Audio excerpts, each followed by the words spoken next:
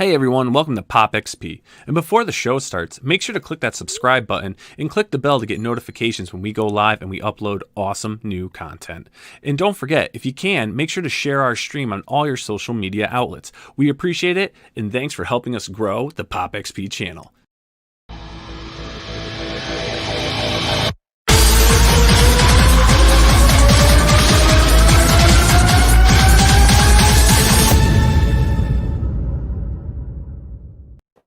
It's big day, y'all! Yo!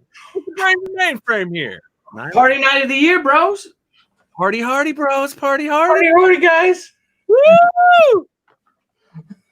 Happy Thanksgiving Eve, everyone, and welcome to another exciting episode of Welcome to the lovely, exciting episode of the POPXP. I just want to eat the dark meat because it's juicy and delicious. Do you like the dark meat? Is that you I like? do. I do. Is that what you prefer? It's juicy and delicious, and I like it. I like that. And speaking of juicy and delicious, Mr. Blevins is in the house. Yeah, Look at this guy. Juicy and delicious. These guys is where it's at, though. These guys. We're gonna name him JD for juicy and delicious. I like that. I gotta tell you something. What I need is another nickname. Scott, first of all, we had a lot of fun in the pre-show, and that's why we're a little late because we were just going crazy. And this is gonna be a good old time. Just having a couple boys having some good old time. Talking about girls. Yeah. So what was I gonna say? Blevins got me all excited, Scala. Got him all flustered, man. He got him all flustered. How you doing, man? How you doing? I'm doing all right. I'm crazy, busy, working, redrawing 4 pages for She Haikyo. I promise this is the last pages I'll be drawing. But I just felt that we had me and Steve, the Perros, had a great writers meeting the other night, and I'm like, I think we should add this. I think we could fix this, and he agreed, and so he rewrote 4 pages, and I'm redrawing them now. Awesome. Before we bring our guests on, man, let's check it out. So Haikyo is live and active right now. Haikyo is live. Haikyo live and active, bro, and you're crushing it, man. Yeah, we're game. 5 days. We're closing in on. We're on our 5th day. We're closing in on our $55,000 stretch goal. Crazy. Yep, and what everyone gets is, yo, what's up, Lewis? Everyone is. We get that. Everyone gets a gold metallic, just like the Zombie Sama card we did for anybody who had submitted for Zombie Sama. Nice. This is a gold metallic. This is not the one, but this is the stock and the sheen. Yes, and it's tough to see, but it's a gold metallic trading card. It's got gold. The threads in it are gold. I don't think they're real gold, but they're golden, and it's just real expensive. It's a nice thick card, and that's our $55,000. We stretch goal. We hit that bad boy. Look, it looks 3D, doesn't it? Man, I don't think I got one of those. It looks like 3-dimensional. Yeah, they're great, man. I'm upset now. Fantastic. That's just fantastic. I know. Aren't they? Like, oh. Are you panning for the goal to make those? So that's cool, man. So hey, everyone watching, check out She Haikyo, help spread the word on that campaign. And I mean, speaking of campaigns, we've got a bunch of great friends on tonight hanging out. It's Big Wednesday, the biggest party night of the year. We'd be out, partying up, but obviously with the conditions that we're in, we'll just drinks, in our houses on cameras, and that's what you're gonna do. With that Dr. Pepper. We got the Dr. Pep in the house. We got the coffee, we got the water, we got the beers, we got the wine. Billy, where's the bottle of wine? I'm drinking White Claw. White Claw, you White Claw. fancy lady. Show brought to you by White Claw hard seltzer. You got shotgun those, Billy. What? Well, I drink a bottle of wine in like an hour and a half. So I figure if I get, a case of these, they'll last me longer. Those hit hard, bro. Those hit hard. Yeah. Do they? Yeah, they do. You're gonna be pretty Here's my third one after we got off the phone, Blevins. Blevins got me all excited, Scala, about what's happening. Yes. Don't you slip. Shattering. It's amazing. Bird's the word, man. Don't tweet it out. Do not tweet it out. I'm not going to tweet it out. It is badass, though, like of the badasseries. This is big things. Big things. Comics changing. Would you say it's revolutionary, Billy? Would you say it's revolutionary? Revolutionary, absolutely is. It's like the invention of the toaster all over again. Man, all over. This is going to be huge. And I can't wait to get all of our celebrity friends involved in it. Oh, it's going to be fun. But speaking of huge, man, we've got some great guests on tonight. So without further ado, I don't want to hold them up. Everyone, let's please welcome Mr. Adam Lawson back to the show. Adam, how we doing? Boom. I'm amazing. I'm also with just some carbonated water for this evening. And You got keeping it black, dry like black lemon. cherry too, man? Yes. Heck yes, man. Black cherry going strong. Going strong. Look at you guys. I went with the 16.9. Oh, there's only 5% alcohol in this. It's gluten free. Oh my I went God. with coffee. Dude, you're gonna be so coffee right effed now. up by the end of the night, Billy. It's gonna You're the be reason why I went and bought this, Niall, because you said we're going to be drinking and talking. Oh, I'm and still everything. drinking too. yeah. I got some already- Porch Rocker right here. I got a little Boston Lager. I got some nice. great See, things so- here, Billy. So with the coffee, you're gonna be like, I got some wonderful things here. I got Boston Lager. I got Porch Rocker. I mean, I got so many things I'm going to be drinking and having a freaking good time tonight. so you're going to be a wide awake drunk. Excellent. Hell yeah, hell yeah. And then in his words. and next week, back to the show. I'm excited. A good friend of mine. Glad to have him back on. It's been a little while. Last time he was on was for our Halloween special last year. Mr. Howie Noel. Howie, how we doing? Hey guys. Hey, Welcome thank you. back. Hey, legend. thank you. Great to be back here. And Billy gave me the best intro ever last time I was on, or maybe 2 times ago, where he's King of Paranormal Comics. I mean, I'm still using that. So thank you. Yes, very much. absolutely. Thank you, Niall. Thank you. Great to be on here with you guys. Locked How in. doing? Glad to have you in. And then, last but not least, the true brain of the mainframe. The brain I would just want to suck all that knowledge out of with these lips. Suck it out. Just suck it out. The guy Suck out the knowledge. This is Mr. graphic. JC Vaughn. JC. Gentlemen, AKA Tex. Tex. I am excited to be here. I think it's a great lineup. I think it's a great evening to be home, or at least off the roads. Mhm. And it's a great time to celebrate some of the great stuff going on in comics. There's so much negativity, and yet this show just radiates positivity about what can be done with this art form. Heck yes. And one of us even has a Dick Tracy movie hat, which just puts the rest of us to shame. I put that on after. I had to wear my cred on my sleeve or my head. That's phenomenal. That's the real deal right there. I think that I remember that night so well because a bunch of us went straight from work and saw that movie right when it was coming out. Yeah, my sister Michelle took me, and I still have the shirt. And and then after that, my dad and my mom. My parents rarely went to movies, but I remember that is one we went to in the theater, and everybody was very kind about my Dick Tracy obsession, and they still are. So Do you have the watch? Do you have the watch? Who here has the watch? I have the one from 1990. Yes. Wow. Doctor. Now the question is. It's over there on the shelf, and I will grab it if I'm forced to. Now the question is that we You've all. been How forced. hot was Madonna in that movie? Oh my Lord! My I God. think the really good description of that, Billy, is I've never liked her, and she was awesome in that. Yeah. And I'm a big Madonna fan since I was a little kid. And there's a funny story. I had to get the album, because it was a Dick Tracy album, and my dad hated that album because it has a song called "Hanky Panky." It would be he. Yeah, he did not approve of that, and he didn't like Madonna. So he was like, he always reminded me of like Dick Tracy because he was like straight and narrow, but he wasn't. It's not like the movie version of Dick Tracy, where Breathless would have been kicked to the curb early. There wouldn't have been any temptation. He didn't like that song, but the rest of it was allowed to play. That was a funny memory. Yeah, my dad didn't like when I was a Madonna impersonator, Yeah. I was like, hey, man, I got to make the money, She's popular at drag shows. You needed the money, man. That's the way it is. I saw Madonna live on June. I think it was June 12th or June 13th, 1985 at Madison Square Garden. Holy crap. And, That's dude, you saw Lucky Star live. Yeah, She doing was the Virgin playing Lucky Tour. Star. Yeah, the good stuff. And I met this girl, right? And cute girl, and I kind of hooked up with her and all. And her father was the sound engineer for the tour. So we got to stand. So she brought us onto the floor, but to stand up in the middle of the floor, maybe 100 feet away from the stage, and standing up there with the sound mixers. You're not going to top that. No way. I never seen 80s her. Madonna? Yeah, you're not gonna, that's my favorite Madonna. You're not gonna top that. Oh You yeah, got- she had the long hair extensions because she did dress you up. Yeah. Up. Wait, oh yeah, man. and And the they're like, fishnets, "Yeah, let's go to Madonna." I'm like, all right, I'll go to Madonna. the boy toy belt. Yeah, that's what we're talking about. Yeah, my That's what we're talking babysitter used to listen to her when she was changing my diapers. about. Oh my! And you were 12? Yeah. When was that concert, Billy? Yeah. 1985. Yeah, that was me.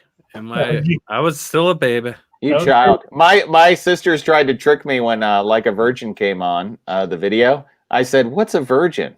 Oh. And they said, "Why don't you ask Dad?" And I knew that was a trap, so I didn't. Well, I was like, oh, "You you- bastards!" That's a trap. Yeah.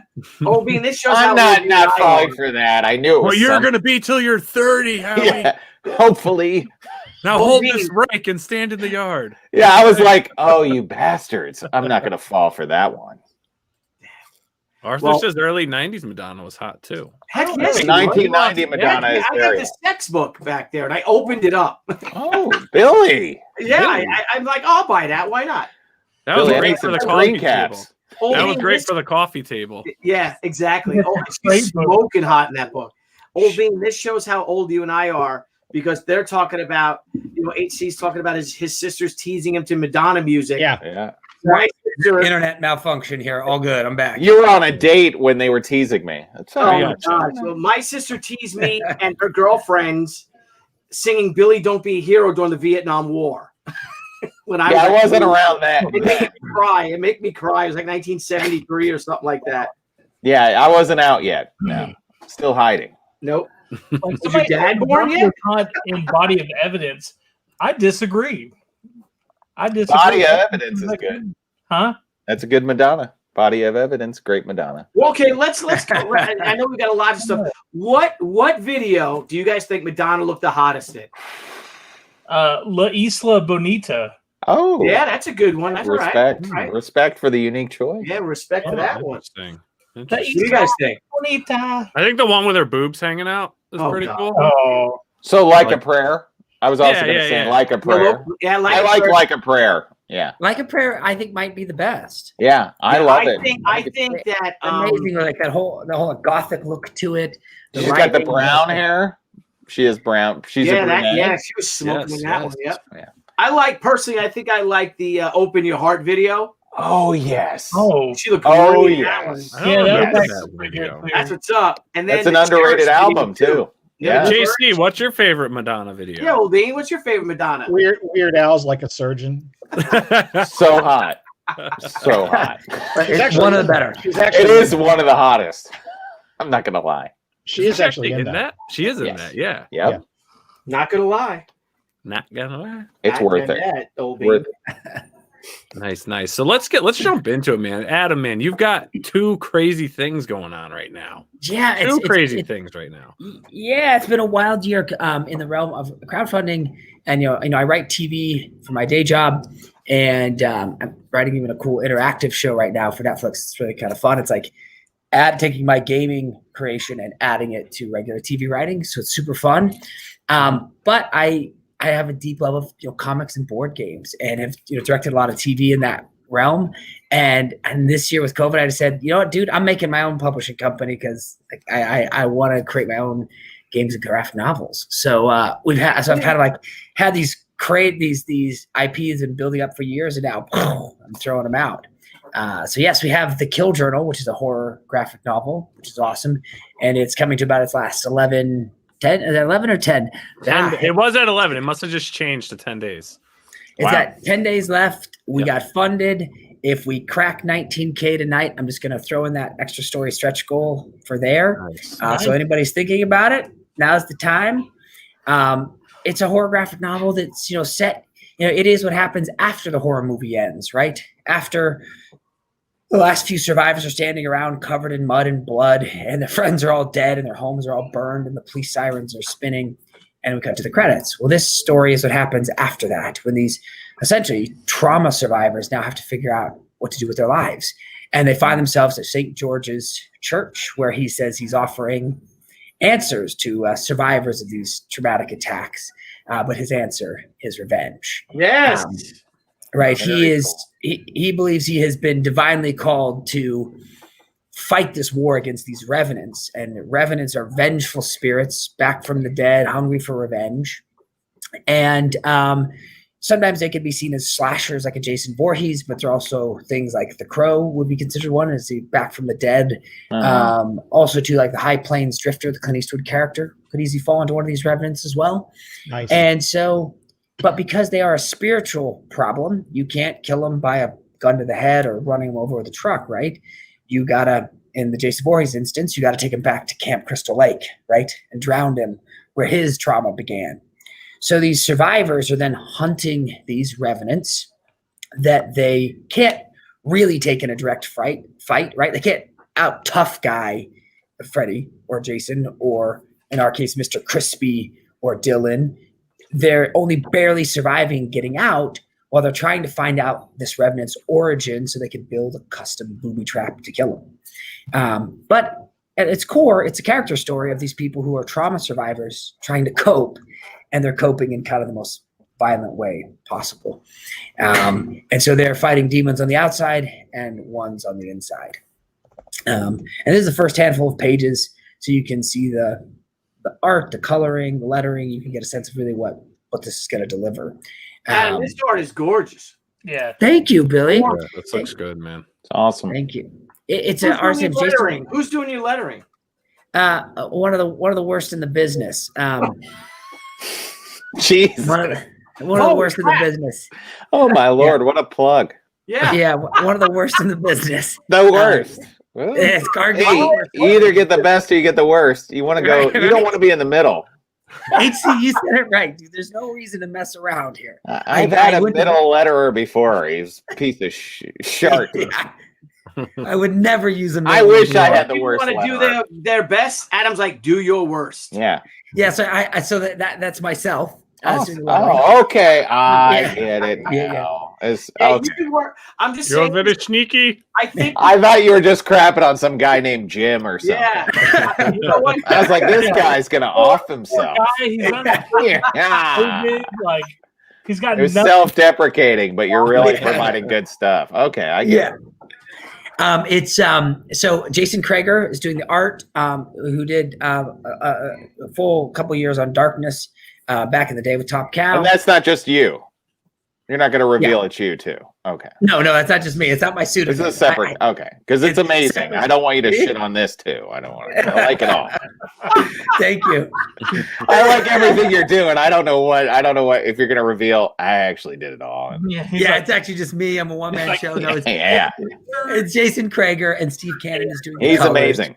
I like you. St. George, man. This guy, it looks like a killer. Like Yeah, so I this want is- him to rip through these people. Thank you for that. Right? I 'Cause like he- him. Sometimes those survivors actually do deserve to die.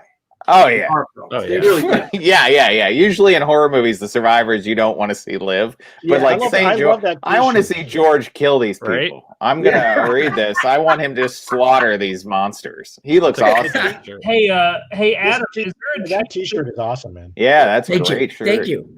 Wow. Yeah, it's I in designing a t-shirt, I did one for my last campaign, the 8th, and I wanted to do something that wasn't just a square piece of the art, but was a custom piece of art that only Mhm. existed on the shirt, and it was a little bit more impressionistic, right? And it wasn't so colorful because then somebody can wear it and not just be calling out, "I'm a comic guy," right? It's a little subtle, a little bit more subtle.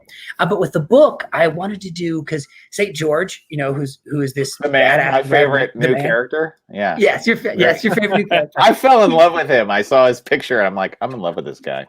I love it. It makes you So feel he- safe. He does. He's gonna protect me. Yeah, that's the truth of it. And I like this guy. He's like Andrew Lincoln, but not without a contract Oh dispute. my God. Right. Andrew Lincoln without hating AMC executives. That's my favorite Andrew Lincoln. that's this one. And so, but he's he's an ex-priest, and so he is recording all of their kills and all these revenants, and he's trying to track it all. And so I had the book crafted. It's designed by this after this 12th century Bible. And it's this faux leather bound hardcover book, and it's a little hard to see the designs in there, but there's these symbols, etc., etched into it that also play into the story. Yeah. And so, in a way, you're reading a story about a guy who's writing the book you're reading. That's awesome. Let's get Nice. just a little meta. It's a little meta. Cool. And I just love, what I love about comics and crowdfunding stuff is you can have a chance to make the art not just live on pages, but you can, in this case, we added a mask, we added a t-shirt, we had a leather bound book so that you can get a whole experience of jumping into this frightening and, harrowing world. You know what I love about this campaign that you're doing is that you're going back to the monthly digital issue. Like, yeah. I like that. I think, and you're the only guy I know that's really doing this. And, it's great because it's like each month I'm getting something. So it's like, while in between your campaigns, since you're doing a lot more of it, like you're supplying content throughout that whole waiting process. That's right. Because that was always my thing, right? Is that you back a book and then 1 year later it shows up and sometimes it takes a minute to remember, oh yeah, that's right. I did. I remember this one, right? And so that's what inspired me thinking. It also it's harder because you got to financially get ahead. So like, I have to hope they fund, and I pay people, and just take a risk. But I think it's worth it because that's what's going to happen is you're going to get a monthly digital issue every month. Everyone who backs, whether at a digital or print tier, and then hopefully by the time that next issue would have come around, the hard copy comes. And now for some people, like on the 8th, we've been doing this, and we're 5 issues down. And for the 610 backers, about half of them are reading it and half aren't, right? They're saying, no, I want to wait till the hardcover. But what starts to happen is they'll glance through a couple of pages of the digital issue, and it's something more exciting than just like, hey, here's a panel of what I'm doing. It feels a little bit more complete. At least that's been my experience with it. And so, and that's what I like. And I'm also, there's this thing, are you guys on this as well, HC and JC, called Global Comics? The CEO of it reached out to me. It's kind of trying to be like this webtoons of Western style comics, right? Instead of just a manga. New York based guy. It's really cool. Anyways, but I'm trying to play that. I think this digital ass thing really is working, especially for our younger readers. The kind of 18 to 25s are like more like, oh, the monthly digital, I don't want a print thing. So anyways, so that's yes now. So that's what I'm trying to do. Very cool. Yeah, it's cool. Awesome. I love that. Is it possible? So sorry, go ahead, Doctor. Is it possible, without giving too much away, is there a chance that Dylan is just misunderstood?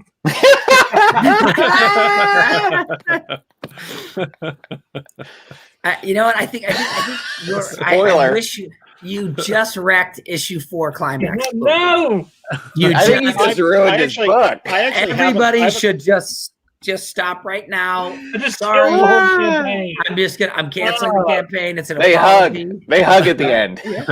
Yeah. There's it says something endearing about the human condition.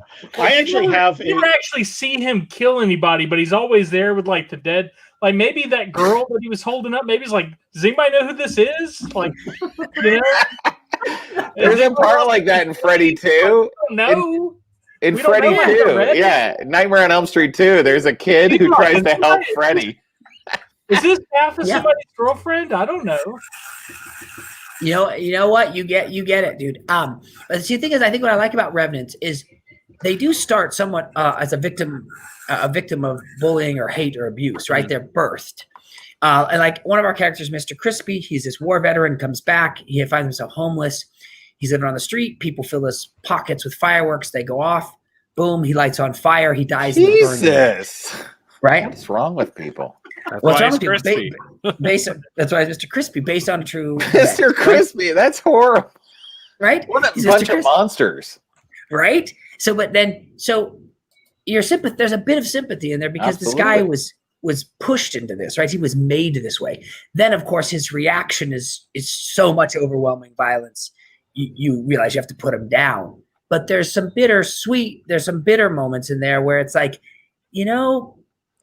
maybe I'll let this guy kill the guy who really hurt him first. He probably should be able to do that, I think. You know what I mean, right? There's some moments where I think St. George would allow that, Andrew Lincoln.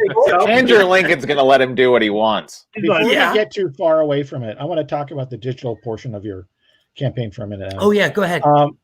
So when the people are getting the digital copies, they've already supported the campaign, right? That's right. I think one of the overwhelmingly confusing things about digital at this point still is that if you look at mainstream comics, 1 in 10 people is actually paying for their digital copy. The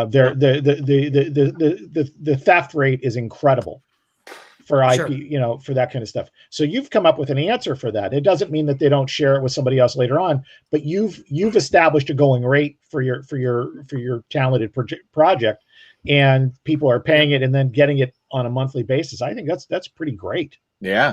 Thank you.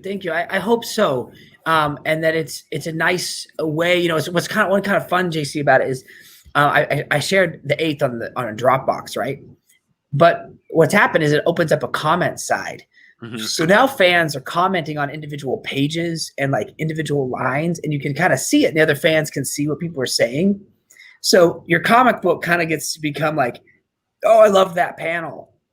Oh, that's cool over here. And so you can kind of see what people are liking, and also to the fans can feel like I gotta just say I liked your book, like I like that page or whatnot. So there's some nice I think especially right now where we don't linger in comic shops, where we don't get to go to conventions, we don't get to be at panels where people are talking about this kind of stuff and go, oh, did you see that issue? And so you're restoring a little bit of commonality of experience. Right. Thank you for that, JC. I think that's what makes comics fun, right? Is that everybody here has probably read Watchmen. So I can drop a scene in that book and we all go, oh yeah, we all have a thought about it. And that's cool. That's a really special thing. And so I'm hoping to try and do that. Obviously my fan base is much smaller than that one, but that's what we're going for. We're getting there. That's great, man. I think it's really important that we find ways, and it's not like we're replicating the thing of being there any more than our conversation tonight is not the same as us sitting in the room, but it's what we've got right now. Yep. Totally. Yep. I like that. And I feel like that what I've really appreciated about during this time with other indie creators like yourselves, right? There's a camaraderie about like being in the trenches. I make TV and I work with cool people and cool celebrities, but what's cooler is working with a guy who's working at Michael's during the day so he can get discounts on art supplies so he can make your mask at night. It's almost as cool as working with people from Netflix getting art supplies. Yeah, almost. I feel the same way when I get Sharpies. It's just hook me up with Andrew Lincoln. We'll be all good. The funniest thing about this is that when you get somebody who's a comics fan, it can transcend the mediums. I don't know if you guys know who Manny Cotto is, who's one of the producers on 24, produced the really good season of Enterprise. And that one. Yeah. The last season. If the last season was the first season, it'd still be on. My wife loves Enterprise. I don't know what happened, but she loves it. Oh man, she's the one. She's the one. She's that one from the beginning. She loved it. Season 4. I'm not kidding. If that was the first season. Why did they change the theme song? The opening song. Yeah. Here's the deal. You know the answer, JC. You're the true brain. Here's the deal. Here's the deal. So I'm talking to Manny Cotto, and he thinks I'm somebody because John Romita sat in my booth when he was tired. That's a big deal, though. I mean, John is in my booth. So I don't have him in my room. That's a big deal. Oh, that's good. So I think it's funny how we all think about that, and Adam, since you're working in both media and I'm sort of doing that.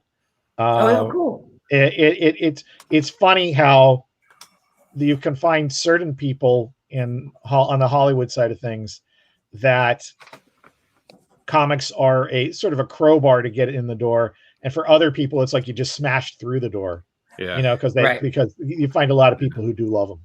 But the camaraderie you're talking about, Adam, is like so true though, because like I've got this great vast like group of friends now, and majority of us have never met in person, but it's like we know each other so well, and I think it is really cool what this indie scene has done, because it just brings us together, and we're all from different walks of life. Totally, and people have your back in a way where they don't necessarily always have it here in Hollywood, Well, it's special. It's really true. Billy and I have been having this conversation since 1996, And, I mean, in all sincerity, that if you come out with a comic book, a graphic novel, and at the convention they sit you next to a Howard Chaykin or a Jim Shooter or somebody like that, Sure.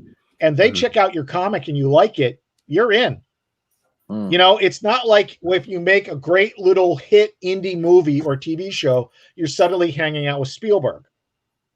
Yeah. You know, I was just trying to be nice to Jimmy Palamati on my first time. Yeah, comics are so freaking egalitarian. I was polite. That's all I wanted.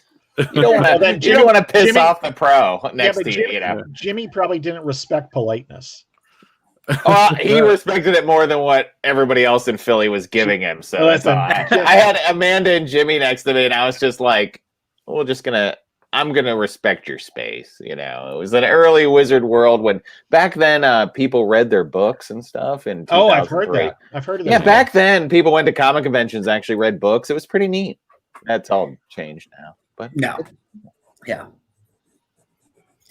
But it's good to be in the indie. It's good to be in the indie scene. It's fun. It's fun to be people in it for the love of the game. Comics are beautiful, man. It's true art form. Since you're in TV too, do you like the aspect that in comics you can much more be writer director without a lot of interference? It doesn't say there's not collaboration, because there absolutely is. Collaboration is awesome. I think on this show that I'm writing now, I was show running a series for 4 years, and there's a lot of cooks in the kitchen. And now this new one I'm doing, it's like, there's like 7 or 8 people I have to convince of every decision, right? And there's nothing wrong with that. Nope. A lot of those people are paying for all this stuff and for all these fancy offices, and I get it.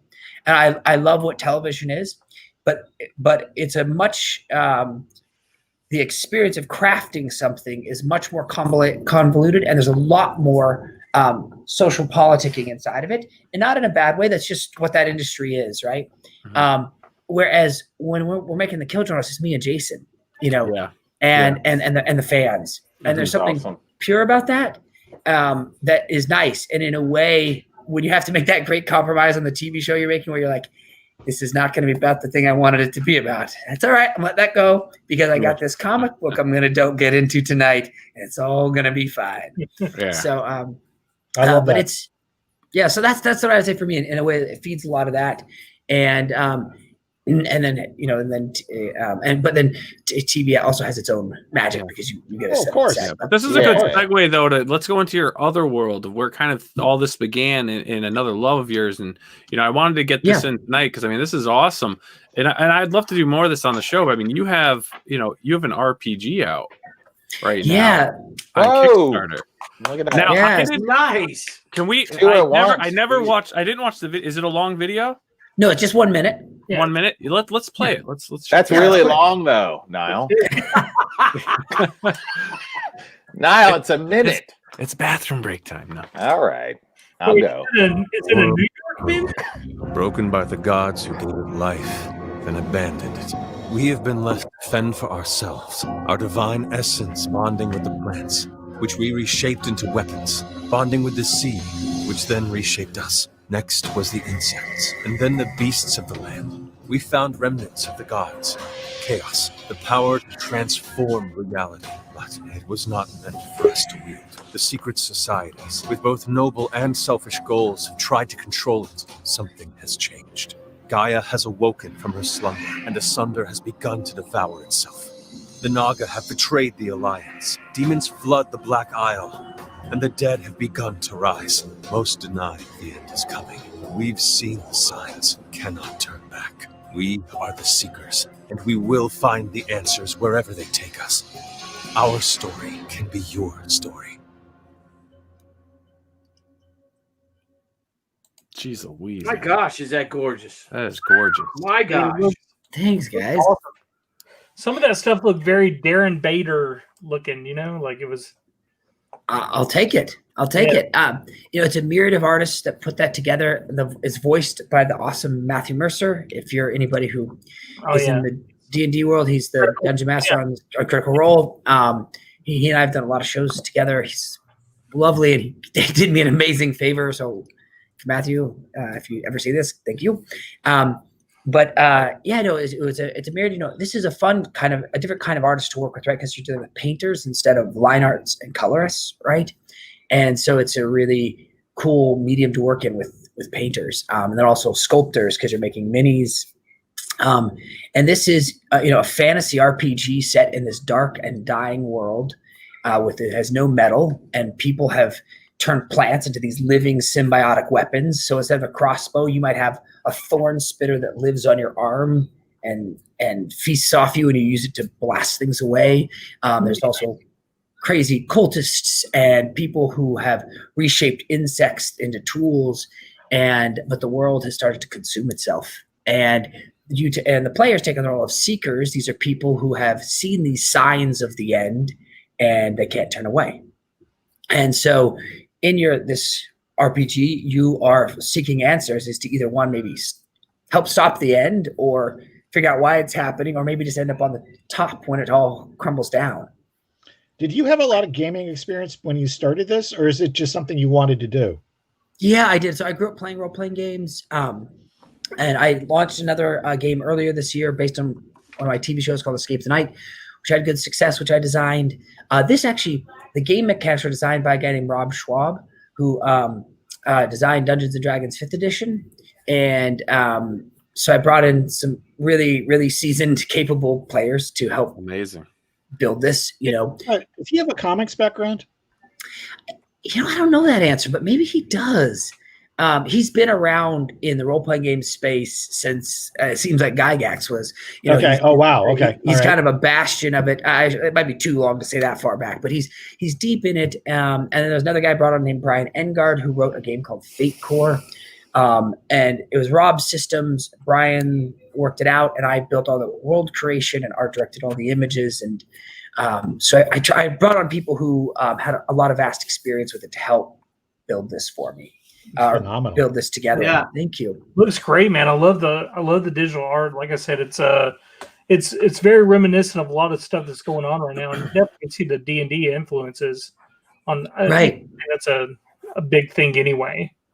Right. See, but I realized I can't be D&D. Right. So.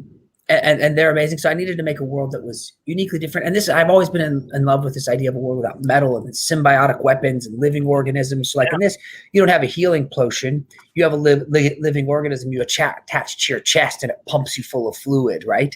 That heals you.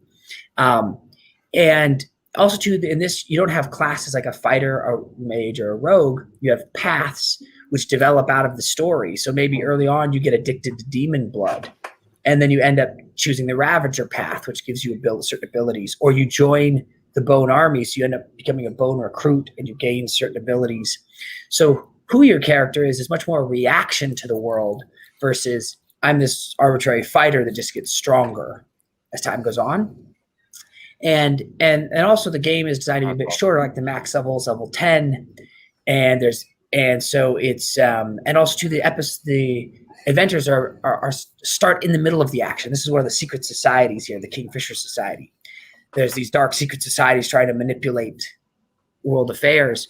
But adventures, instead of starting like, hey, you're at the pub and you talk to somebody and he recruits you as a mercenary and you help out on a wagon train, these adventures begin. You wake up chained in a slave wagon and you're being sold at auction. Story begins. Or the story begins with a guy has a knife to your throat and he's saying you owe him money, but you've never met him before. And so it's built to take the world and shove it into your face so that you have to react to it. And I think it creates a better sense of role playing. And characters have these fatal flaws where, somebody might have like a thrill seeker or be somebody who can't stand authority. And when moments come that would challenge that fatal flaw, they have to escalate the circumstances, right? And as a result, the keeper, who's our dungeon master in this realm, can use those to help escalate the stakes of a moment or to have decisions be made that aren't necessarily the best for the game, but are character-driven, right? Best for the story. Wow. And so you can see here, I was saying, watch it played. We have a group that's been playing it for this last month on a popular YouTube channel, and maybe 20,000 people or so have seen it. And it's really, that's a 3-hour ride. So you might not want to get into that one. Yeah. Home and I. So is the plan to have to sell additional digital adventures and stuff after it's over and done with? And is there a level cap out the gate? Yeah, so level 10 is where it ends, as far as the mechanics take you to, which I think is probably realistic for anybody really playing a role-playing game, is the amount of times you went to level 20. I can't ever remember in my life. So it works out, there's 2 hardcover source books. They're beautiful, 160 plus, custom images. There's a novel, there's a keeper's screen, there's custom dice. That all is like this is the keeper's path, if you will, like the biggest set. You get all these beautiful, unique, high-end items that you would expect if you were to buy Dungeons & Dragons. And then our stretch goals are these minis that we sculpted. This right here is a campaign module that you can add on. But our stretch goals, if you roll down here, are these minis. We have 9 of them, potential to unlock. I've got them all done digitally, but they kind of cost a fortune to get the molds built. So that's why we've put them as stretch goals. And so we've cracked open 2, and hopefully we'll crack open this 3rd one here in another day or so. And we'll hopefully keep cracking these open so that you can get a set of nice minis to go with your adventuring. Are you noticing any overlap between the supporters of the 2 projects? Not really. I think the overlap has been from supporters of my previous board game. Mm-hmm. It's interesting because I think most of the people who play or read comics are also probably familiar with role-playing games. But for some reason, from a fan standpoint and from a backing standpoint, they're not as connected as you think, right? Like, especially in the RPG space with the rise of Critical Role and Tabletop and these other shows that have built a really strong fandom, that group is less connected to comics than you would think. It's interesting talking to the folks at Diamond Comic Distributors and Alliance Game Distributors. They're starting to see some more correlation, I think. Good. I might be reading a bit into their comments, but that's how I perceive what they're saying. Now, I'm not saying it's like skyrocketing or something like that, but that there are openings for both types into the other audience, and that would be good for all of us. I think so. I believe they can crisscross. I think maybe from a crowdfunding standpoint, it's a little trickier because it's kind of hard when you try to build your audience and stuff. Or at least I haven't figured it out as well as I wish I had, I should say. But so those are the 2 worlds I've got. I don't want to take up the time. We've got these 2 other amazing creators here. But if you want an awesome, new, fresh, dark, awesome RPG, jump on ASUNDER. If you want an amazing horror comic that has essentially a splatter movie with a conscience, get on Kill Journal. And if not mine, I'm sure that between HC and JC, they have something even better for you to jump on board. So if you're watching, I can't wait to hear what these guys have got. Are the models plastic? I mean, are they going to be like? They'll be PVC. They'll be PVC. Why do molds and stuff? Why not just have them 3D printed? I'm just curious. Okay, so two things. One is 3D printing 1,000 minis is not a terribly cost effective. Unfortunately, it's horribly more expensive. There's no economy of scale in that. It's just like digital printing. Your cost per unit doesn't come down if you do 1 or 100. Thank you, JC. That's exactly right. So instead of it becomes totally, unfortunately, financially possible for fans. Now all of a sudden you're paying $80 for minis, and that's crazy. So, and also molds are significantly cleaner. They definitely. You're just getting a better mini. You're also getting a poured filled mold versus a 3D printing, which has all of the sort of rough areas around that. So you don't need necessarily that cleanup phase. Mm-hmm. So all in for the fan, you get it cheaper and better. As just up front, you got these pricier molds, which that's why I made them a stretch goal, so that hopefully enough people get on board and we'll have enough. I think it looks great, man. You can ask Niall. As soon as I saw you posted initially, I was like, Niall, it's an RPG, and man, it looks amazing. And Thank you. Look at it, man. It does. It looks incredible, man. Good on you. Thank you, Bubbins. Appreciate it. Yeah, it's all. I had a couple of my gaming buddies are like, dude, you're gonna start having tabletop games and stuff on the show. I'm like, yeah, we are. Why would we not? Exactly. Yeah, right? Exactly. JT, why not? That'd be fun. And I've been trying to make it happen. Like a winter show and it's snowing out and all, and sitting there playing our little games. Dude, I love it. And the thing I love when Billy refers to things as little this and little that. It's not insulting. 5 hours the cool thing is that I found. I never played those games. I don't friggin' know. I never played reindeer games. I never played. I rode dirt bikes and played hockey. I don't know what you're talking about. I played hockey. Yeah. The thing about it is he's just punching people in the face. That's his thing. Look, I punch people in the face. You guys are pretending. Oh, I move a dice. I punch somebody. I really punch somebody. Like you're pretending. I really hit them. Enjoy your game. Yeah. It was my life. My life is your game. Good for you. There you go. All right, HC, man, talk to us, brother. Yeah, man. Well, I'm here. Hey, what's up? I'm drinking. I don't know about any of these guys. We got some Dr. Pepper, and we're just here. We're hanging out, and I'm HC Noel, and I'm doing a Dick Tracy art project that's going to go from now till forever, until I'm here, until I'm gone. I guess I'm trying to draw every Dick Tracy villain, and we're doing it over at Dick Tracy Rogues Gallery on Instagram. Niall has the link for you. Yeah, there it is. Dick Tracy Rogues Gallery. And I'm just going to draw them. Great. We're starting with Chester Gould. And then I got a lot of requests for the movie because the movie is hugely popular. So I'll throw in some movie stuff there because I love the movie. I actually love all of it. Yeah. So we're working through everybody. So eventually we'll do everybody. Right now there's a heavy Chester Gould. And it's just been getting me through this year. I always drew Dick Tracy. That's one of my earliest exercises as an artist was redrawing the Dick Loker strips in the 80s when I was a little kid. I just would redraw his drawings. I love him. I'm a big fan of his art, and that's my introduction to this. And then, I was like, oh my God, there's 50 years before this. But was he the artist in say circa 77? No, that is Rick Fletcher. Okay, all right. But both were assistants to Chester Gould. Okay. So both, you would see their art, in the previous strips. So, there's this continued heritage. And and Rick Fletcher's amazing. He was specialized on weapons. So he really loved to draw guns. So when you see his strips, Dick Tracy's gun is that's a legit gun. So that was the very trademark aspect of him. These are rad. I know.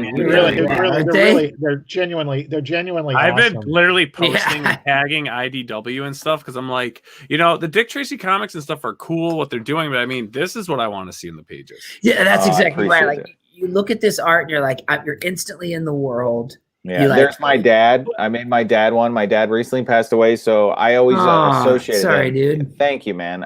So this is like a project to celebrate him, and also, and this whole year he was battling cancer, and just, but with the pandemic and everything, it's weird. I reverted to this as a way of healing and also to battle it. I went back to something I always loved.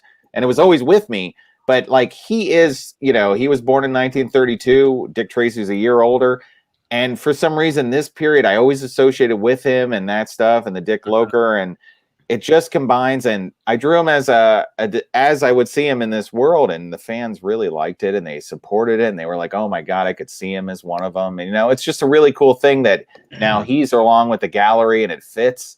And he was just the kind of guy that would, he'd hang out with it. He'd be in that world, not as a villain, of course. He'd maybe see Dick Tracy at the bar or something. That's what what's really great about this, that period that you're talking about, and the whole reason that Tracy was created was that people in the mainstream of America were starting to view the gangsters as heroes. Yeah. And interesting. And the criminals were cool. And they created Dick Tracy. The real pressure on creating Tracy was at first, and you can see it in the blood, what are called the blood dailies, 2 of the early ones where people familiar with Tracy get killed. Yep. And clearly they are decent people being killed by these gangsters. And Tracy comes in and he's just this square-jawed force for good. Yeah. And all of a sudden, it really flipped the tables culturally. Oh, absolutely, JC. And you're 100% right. It's that this people would look upon these criminals as like good people. Oh, they're just ripping off the banks and they're just doing this. No, in between then, they were killing innocent people, family members, good people. And Dick Tracy's would-be father-in-law was murdered in cold blood by Big Boy's assassins. And it's a horrible thing, and it pushed him to become the detective that he is. And that's something that I would, if I got an IDW book or something like that, I would revisit and totally, give spotlight to, because it's that call to justice. It's that call to action that I'm in love with. I'm in love with those early strips and how he decides to it. It affects him. He didn't start out going, I'm going to go after these guys. They came into his world and hurt him. Honest to goodness, I love Mike Oeming's series. Oh yeah, me too. Yeah. And I obviously, like I mentioned before the show started, I've been involved in the reprints of the strips, which I love. I'm obsessed with those. And Dean Mulaney, Ted Adams started those, but when Dean Mulaney started the Library of Comics, he sort of took over the production of them. And it's just a gift to storytellers everywhere to be able to have access to these in such fine editions. But I love what you just said. And I grew up in Pittsburgh, but I would occasionally go out. Oh, my wife's from there. I would go out and buy a copy of the Sunday Daily News because Tracy was the whole front of the tabloid in those days. Yep. And it was just so cool. They were beautiful full-page art, and actually, I don't want to grab it right now due to a couple beverages, but I just got on eBay. I got one from 1932 because it's my dad's birth year.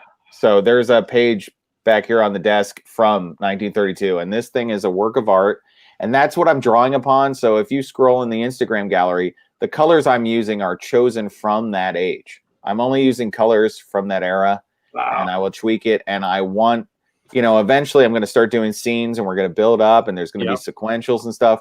I like that time. I like what they were allowed to do, and like you said, that early era, it is beautiful works of art that Gould was allowed to do. A full page, and it's just this showcase, and he is in this world, and the movie, which if you look at it now, that movie had all those colors, those main colors, and he used only that. That's what fascinated Warren Beatty, those colors. Beatty has as much ego as anybody else in Hollywood, maybe more than 12 people. But it's a beautiful ego. That movie is a love letter to Dick Tracy. It is. He was a true fan, and you can't take that away. And when I get a lot of messages going, wish we would have had like a Netflix. I wish you'd give up the rights. But I'm like, I wouldn't trade that one movie where somebody actually cared and loved it for 50 bad ones. Yeah. I mean, because there could have been shitty Dick Tracy's along the way with, blah, blah, blah, blah. We got that one. And I'm like, you can still go watch that one. Like, like, I am unhappy as the next guy that the brow got 3 minutes. Yeah, I want the brow for 2 hours. That's my favorite guy. I want a full movie, the brow. That could happen. Dustin Hoffman is mumbles, man. Oh, you can't beat that. You can't beat that. And if you rewatch it, you're like, oh my God, look who that is in the background. You know, you start to notice all these huge celebrities are in the background. And it's just, I've always loved it. And I just think it's fun. If you get some negativity, what I like to do now is like show the positivity. Because a lot of people are just drawn to negativity, and they'll be like, oh, I wish this was this way. And I go, yeah, but think about it. You got a 2-hour Dick Tracy movie. Like, who would have thought? When I was a little kid, I liked this strip before it came out. And I was like, what? They're making a movie? I just got Batman. I didn't know back then. It's not like now where you get like Shazam. Finally, Captain Marvel. There's all the Captain Marvels. You're gonna get them. You're gonna get them all. There'll be multiple versions, and we got a Black Panther movie that's amazing. Can you believe we got a Black Panther movie like that? Are you kidding me? Well, we got a Dick Tracy. That's how it felt for me as a little kid. I was like, you got Dick Tracy? What? And we're getting T-shirts? It's like, so that's the fun thing. And I try to, with this project, I try to bring the positivity, and it's always humbling when people are like, you know, say how great it is, and it reminds them of when they used a lot. I get a lot of these comments of, I used to read this comic with my dad. So that hits home, especially right now, because that's what I'm drawing upon. And it's an interesting thing for me to try to bring into this. If there might be a connection there, I can, you know, move forward with it. People with their dads, and it's girls and it's boys and everybody, they have this fatherly connection to Dick Tracy. And it reminds them of that. And I think that's a very special thing. And especially also the other thing where crime doesn't pay, you know, and that's an important thing. Yeah. The criminals aren't good guys. I'm seeing a lot of that. I get that on my own face. Criminals are not good people. They hurt you. They don't like what you have. They don't like your happiness. And that's what Chester Gould put in his strip. And what I think really sets you out and you stand out doing this stuff is, I mean, is your background. I mean, you're a caricature artist. Like, that is what you do. You know, that's your backbone. And I mean, really cool. And you're fantastic at what you do. So you go to this world of Dick Tracy where, I mean, the characters are just outrageous, incredible character designs. I mean, talk about a set of caricatures right there. Yeah, Chester Gould is a renowned caricaturist to me. I don't think he gets the credit he does, which he should, because if you look at Breathless Mahoney, the original comic strip character, that's Veronica Lake, it turns out. Yeah. So the fun thing is doing research on these and going, so when I set out, I go, I want to do Breathless Mahoney. And I'm like, well, let me look up. You get the Dick Tracy wiki, which is put together by brilliant fans, or you do another article and you find out he based it on Veronica Lake. Let me go Google Veronica Lake. Holy crap, it's Breathless Mahoney. That's because Chester Gould is doing a caricature, and he is like a Hirschfeld, and he truly is. He should be right alongside Hirschfeld, who's a genius, because he's even reproduced smaller. So he's got to get you in those many lines, and boom, there you go. A simple lines, there's mumbles. And it's about making my style, which I overcomplicate myself. So it's about learning to combine, do Chester Gould in this way that reminds people of what they do. You know, my idea is still to be me, but draw upon that so you have fun when you visit, you know, like it's a Sunday morning when you get in the newspaper. That's what I want when you get to the Instagram and the art project. I think what you've achieved is exactly what you just said, which is a rare thing for any of us as creators to achieve. And that's this. You can absolutely see the Chester Gould in it. Now that you've explained, I can see some of the other artists you mentioned too. But the great thing about it is that it retains your own style. You put your own flavor in it without it becoming alien to the Chester Gould thing. And I think that's probably why the Gould people love you so much. Oh, thank you very much, JC. I appreciate that. What I want is always be respectful, you know, to all the artists. They're all combined, and I'm combining all of us, you know, and still like they're why I draw the way I am. It's Chester Gould, it's Dick Loker, it's, you know, Fletcher. It's just they're what I based on. Like Loker's way of line weight is just that's what I grew up on when I was a little kid, and I was like, I really like how that looks, you know. And it just so when I draw them, like a friend will go, oh, it's like you were your style fits perfectly, and it makes sense. It finally clicked. I was like, well, that's what I was doing when I was little. That's what I was doing to develop this style way before art school or whatever.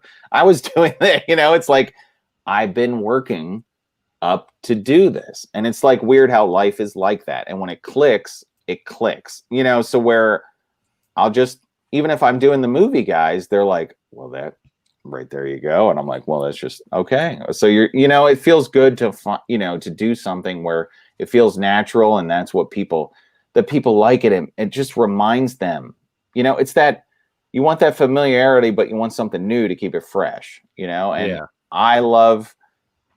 what I really love is the world that was created, and to play in that world is everything to me, because I like that era. I like that they were dapper. These criminals are absolute scumbags, but they're all dapper. Yeah. Like Flat Top is a piece of trash, right? You know, and the Brow is a horrible person. These are dapper dressed gentlemen, you know? So it's like, I like that world where these are probably the worst people on the planet, but they're well dressed. You know, there's a style to it, and Tracy is well dressed. The worst people on the planet, but they're very well dressed. Yeah. After they shoot you, that's sort of how and we your know blood that Billy is not one of the most evil people in the world. No, Hey, come on, we can trust man. him. We can trust him. What? He's a good person. That's right. Yes, That's exactly you right. can tell how it's a matter of how poorly dressed they are. So really poorly dressed, good person, really well dressed, bad person. Is that the That's the side of Dick Tracy? Yeah, Billy's hardcore. Come on. Yes, and it's about creating a style and a flavor and a feeling. And when you go to this art project, I want you to feel like you're taking a trip back and you're in a different time, and also you're in this era. And I'll float it. I'm going to start doing scenes from the strip. So I've been asking follow. See, the cool thing is I'm learning as I go, because I don't know every character. There's 70 years of, so it's up to, I ask the people, well, who do you want me to draw? And they've hit me up with people, and I'm like, who the heck is this? So, because I have the books now, I've been collecting this whole year, that Library of American Comics and the IDW. And it's been a hunt on some of them. I've had to go to Europe. I've had to ask friends living in other countries, and I've done my damnest. It's been a lot of work, but I've gotten a collection, but I haven't gotten through them. So when they hit me up with people they're like, draw oodles. I'm like, what? Oodles? Okay. We look them up, and we're going to get to oodles. And then Nothing Janssen. I'm like, I'll look him up. I love this guy. I start to have a new favorite. And like Willie the Fifth is one of them that was a new favorite of mine, and I got that from the reprints, because I saw the reprint and I saw just how he looked, and I liked his hat down. Now, when you see his hat off, it's not at all what I expected. So that doesn't get my vision. I'd make this guy a killer, but he was a killer before he takes his hat off and he looks all cute. It's really weird, but the Fifth's on my Instagram. But that's the thing. You discover there's so many characters. My friend George, who works for the New York Times, he's like, how many rogues are there? It's got to be more than Batman. I'm like, it's way more than Batman. Yeah, I'd say. Yeah, for sure. And Batman is influenced directly by him. Mm-hmm. I mean, directly. You got Junior. Well, that's where you got Robin. And all these things came from Dick Tracy. So part of my, dream is to go, hey, look at this. This is, if you like that, look at this whole world we can, discover again. And it's all anew. And they were like the blank. Well, Batman had a blank, kind of, you start to notice these guys like Broadway Bates. Yeah. Broadway Bates weirdly looks just like the Penguin. I don't know how that happened. I'm not saying that he's the Penguin. I gotta say, just as an observation, if I was an editor at IDW, I would have called you during this show and told you you were late with your first issue. Yeah, sir. I'm on a mission. I'm on a mission to get this guy in the pages. I'm telling you. Thank you, JC. I am, dude. I am ready. I am here, and if I'm late, well, I can get it to you because I'm a freelance illustrator. Am I late? Well, it's coming. So if you're ready. When did Tracy come out originally? 1931. He debuted October 1931. Next year's the 90th anniversary of. I'm not saying I sent out an email to somebody, but maybe I did. You thinking what I'm thinking? Yeah, I would love a 90th birthday party to light the candles. I don't. Nice. My son just have to check their email sometimes or check their Twitter. And Niall's been tweeting. Been tweeting. I would love it. And I absolutely. He's it just is so special to me. And I think there's a lot to do because Dick Tracy helped with like juvenile delinquency and stuff like that, and important core values of being a good person. And you know what's funny is Dick Tracy fought corruption in his own police force, and we can touch upon that. Yeah, because he didn't like it. He hates dirty cops, and he didn't like his police chief. He was the first one to fight with his police chief. So fun things like that, like topical issues. He did it all. It's really amazing, and you've hit the nail on the head with a lot of this. And I periodically can require a bit of incentive to resuscitate my Tracy fandom. But when I do get into it, all of a sudden the bells start going off in my head. Right. You get that fire. And it is true. Answer the call. Speaking gotta of answer the call. crime scenes, I mean, you're always looking for good people out there, and I'll tell you, JC, I mean, McCandless and Company. Look at that segue. I like That was a very nice segue. Niall's so good at segues. I would like to, before I get into one of my earliest and dearest creations, I want to talk a minute about the creation that hasn't yet appeared. I have a character called the Acme Hero, and it's basically a guy who sends away for a super suit, and he one of his enemies is a guy named Marshmallow Head. Oh my God. And Marshmallow Head's career aspiration is to be a Dick Tracy villain. No way. And the whole thing about it is that he doesn't know that Dick Tracy's only a comic strip. That's kind of like he thinks it's the real world. That's Howie.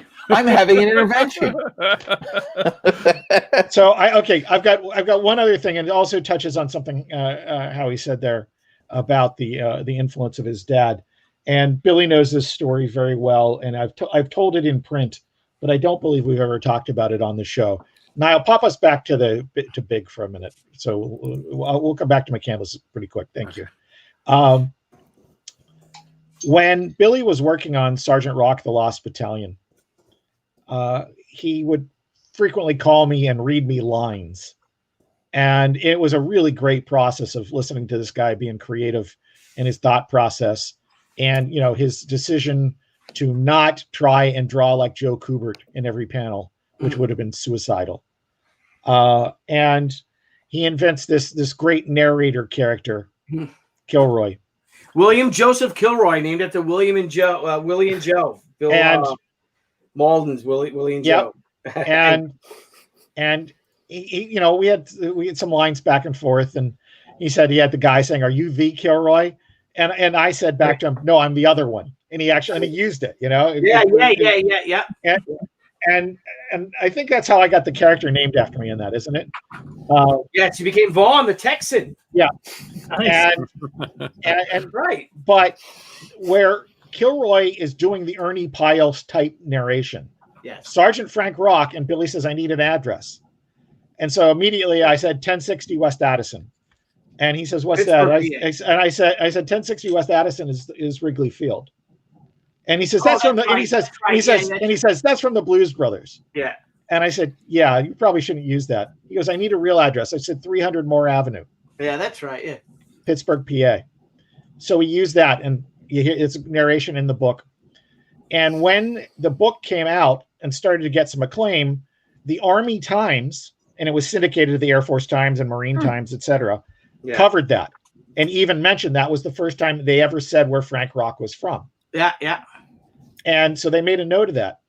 I called my dad, and I sent him the link to the article, and said, "Dad, I'm gonna," and I know my dad. I knew my dad, and I said, "I'm gonna stay on the phone while you read this, because I don't want you just skimming it. Okay, I'll wait."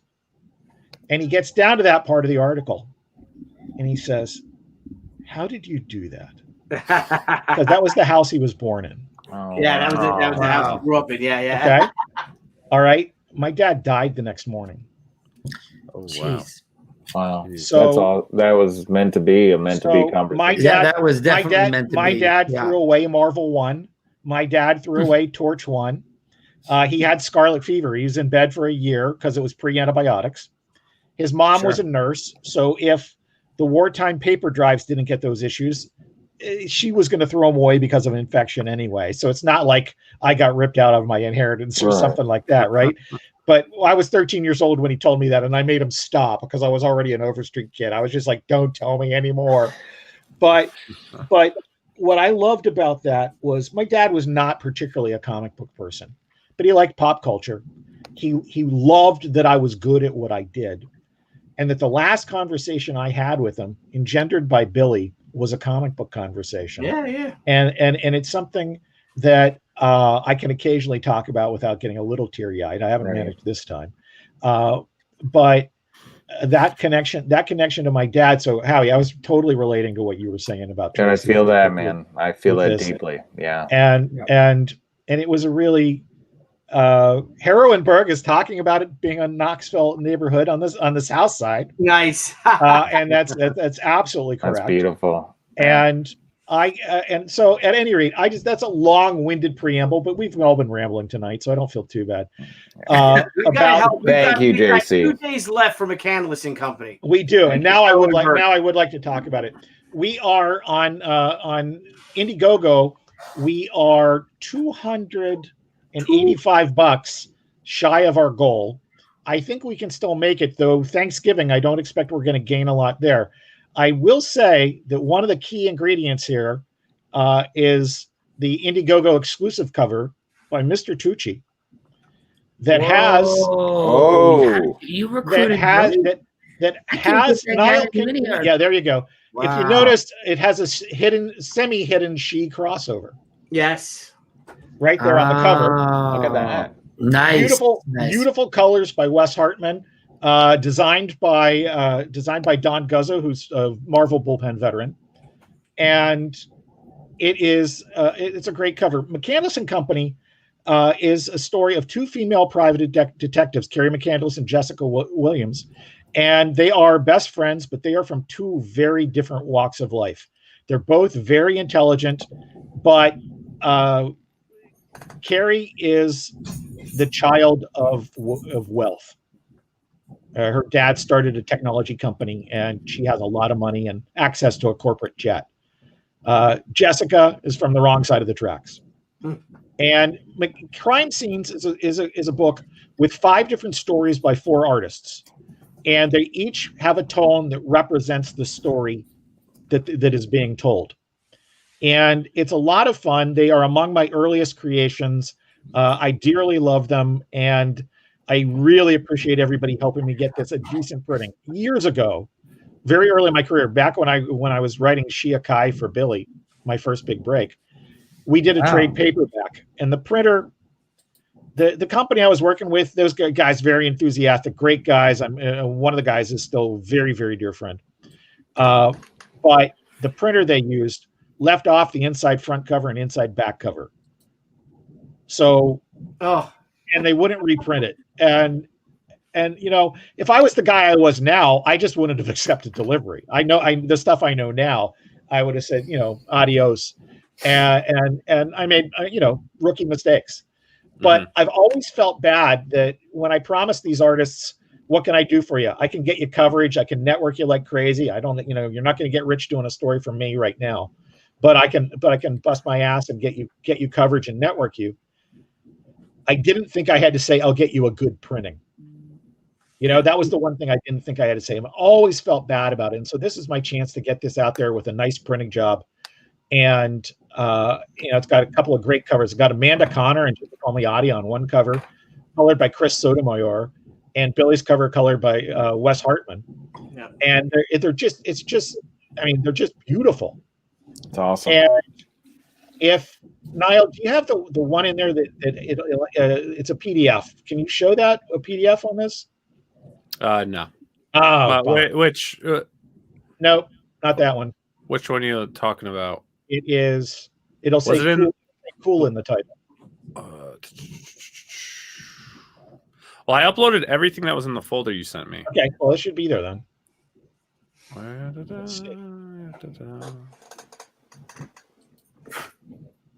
Is it a page, a cover? It is a cover.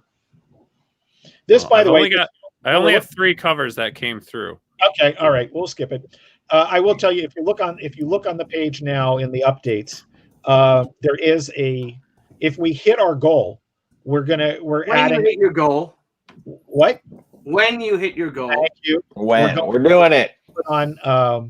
We're going to do a 3rd cover that everybody will get. All physical reward levels will get, and it's going to be the one that's offered in the comic book market. It's a great piece out of one of Matt Bush's concept pieces that Don Guzzo has taken, and it's just a killer piece.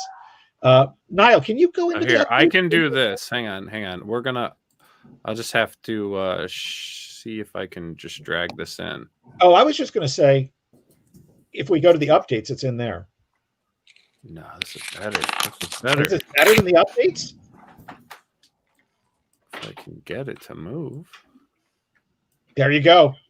There it is. Oh, that's nice. Isn't that great? That's cool. Yeah. And that was actually just a straightforward black and white illustration. Yeah. Glow in the dark. And Billy said this to me yesterday. That should be a glow in the dark cover. And I'm like, oh, thanks. I've got 2 days in my campaign. But next time I'm going to do something like that because this is just killer. And so we've got that, and we've got one other book in this same campaign, and that was the other cover that you just showed, Niall, the yellow one. Yep, I'll bring that one up. And that is our graphic novel, McCandless and Company Insecurities. We're doing a cardstock cover. There's a beautiful cover by James Nelms, who's done a bunch of my covers for bedtime stories for impressionable children. Drew my first comic strip in college. Yeah. Oh wow, I didn't know that. Oh, yeah, cool. it was called Zips News, and it was all about a reporter from my junior college's fake TV station. and the terrorists had taken over the cafeteria and were demanding political asylum in Lubbock, Texas. And we had a disproportionate amount of fun. And James was the staff cartoonist, and he got paid per cartoon. And it was like typical college. It was like $5 or something like that. So if he needed extra lunch money, I wrote a 4-panel instead of a 3-panel, that kind of thing. So, but it was, there's all sorts of add-ons on this. And you can see 2 more Billy Tucci covers for my projects right there. Yes. And McCandless and Company is something that I really want to do new stuff to. And I had to republish these before I could do anything new. Yeah. Also, Niall, we can also, if we can, we don't need to show it, but there also is a Kickstarter version of this campaign. Yep.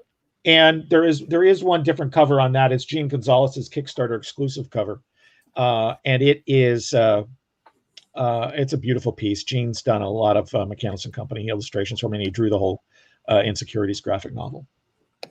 Yeah, he's an amazing artist. He is, and I've just been really fortunate. If you look at the people, Chris Chua and Ben Dale were I think fresh out of Kubert School at the time, and Harry Rowland, who's since passed away, was coming back into comics. A guy who had done Famous Monsters covers before at the time, and I was so fortunate to get all of them.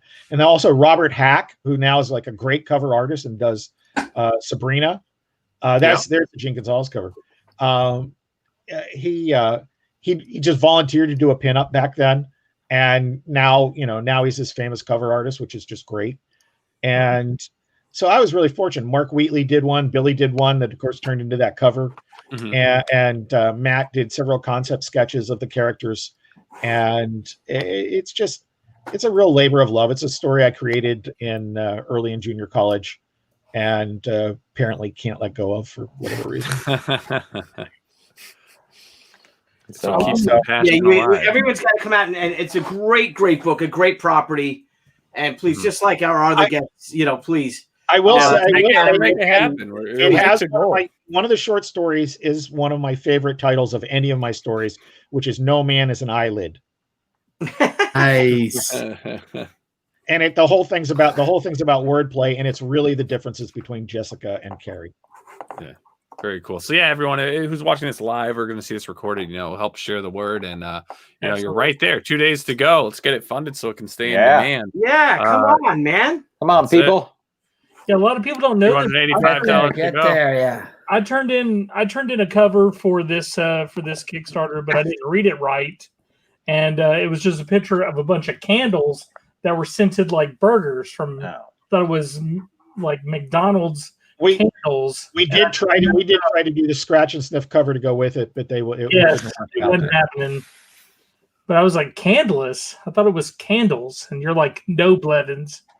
And I was like, all right, sad time. Yeah, what was funny growing up in Pittsburgh, there's a McCandless Township, which was where Carrie's name comes from. Nice. But Big Jake is one of my favorite John Wayne movies. And they say Jacob McCandles. They don't say McCandless. And of course, that's where the great line, Jacob McCandless, I thought you was dead. That runs out through the whole movie. Right. Solid. Well, gentlemen, you all have amazing things going on. Everyone, you got to help push Howie's stuff. We got to get him in the pages of Dick Tracy. We got to get that. We need to get the Dick Tracy Noel version. I would like to address the Dick Tracy. We got to contact IDW. What's the history of Dick Tracy in comics, comic books? Comic books, mostly reprints. IDW has the rights. Yes. And but was there a long run of them in comics?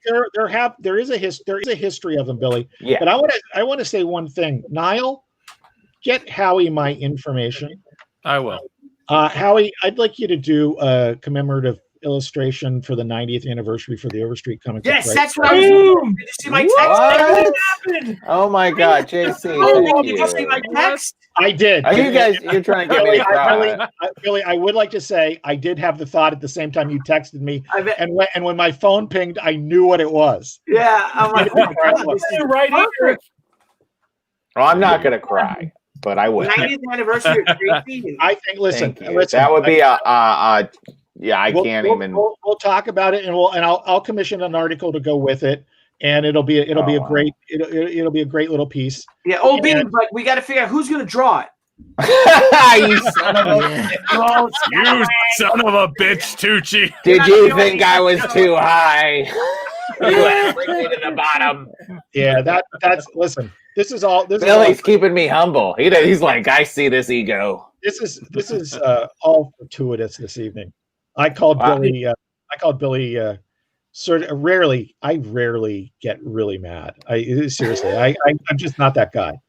And a friend of mine had offered to put in the $305 that we would have needed at the time to match our goal on Indiegogo. And this is a high net worth individual, and it wouldn't take his payment. Oh boy! What? And now he's coming on Kickstarter now, but I still got to meet the goal on Indiegogo. All right. And so I was really mad because I was like, okay, this guy called me. How many other people don't know me and haven't called me? Yeah, And there were major outages today on the East Coast because of Amazon Web Services having their problem. And that gets down to the credit card processors and a backlog and everything like that. So there's all sorts of possibilities of what went wrong. But the fact is, it went wrong. This guy couldn't pay. So I was steamed. He goes, well, why don't you come on the show tonight? And, I'm a fairly spiritual person. And I do believe that sometimes when one door is being closed and others being opened, I was supposed to be on this show tonight. That's just how it went. And I was talking to my wife, and I was like, man, I don't feel good. Earlier, I was listening to songs that I drive with my dad from Pratt.